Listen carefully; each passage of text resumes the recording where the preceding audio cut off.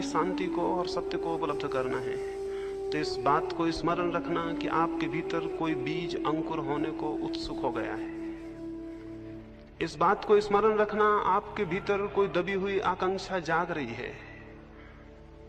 इस बात को स्मरण रखना कि कुछ महत्वपूर्ण आंदोलन आपके भीतर हो रहा है। उस आंदोलन को हमें संभालना होगा, उस आंदोलन को सहारा देना होगा, क्योंकि बीज अकेला अंकुर बन जाए इतना ही काफी नहीं है, और भी बहुत सी सुरक्षाएं जरूरी हैं।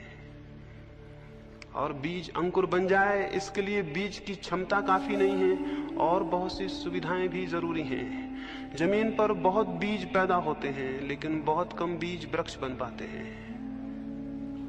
उनमें क्षमता थी, वे विकसित हो सकते थे, और एक एक बीज में फिर करोड़ों करोड़ों बीज लग सकते थे। एक छोटे से बीज में इतनी शक्ति है कि एक पूरा जंगल उससे पैदा हो जाए। एक छोटे से बीज में इतनी शक्ति है कि सारी जमीन पर पौधे उससे पैदा हो जाएं। लेकिन यह भी हो सकता है इतनी विराट क्षमता, इतनी विराट शक्ति का वो बीज नष्ट हो जाए और उसमें कुछ भी पैदा ना हो। एक बीज की ये क्षमता है, एक मनुष्य की तो क्षमता और भी बहुत ज्यादा है।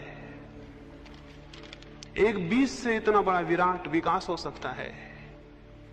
एक पत्थर के छोटे से टुकड़े से अगर अणु को विस्फोट कर लिया जाए तो महान ऊर्जा का जन्म होता है, बहुत शक्ति का जन्म होता है। मनुष्य की आत्मा, मनुष्य की चेतना का जो अणु है, अगर वो विकसित हो सके, अगर उसका विस्फोट हो सके, अगर उसका विकास हो सके, तो जिस शक्ति और ऊर्जा का जन्म होता है उसी का नाम परमात्मा है।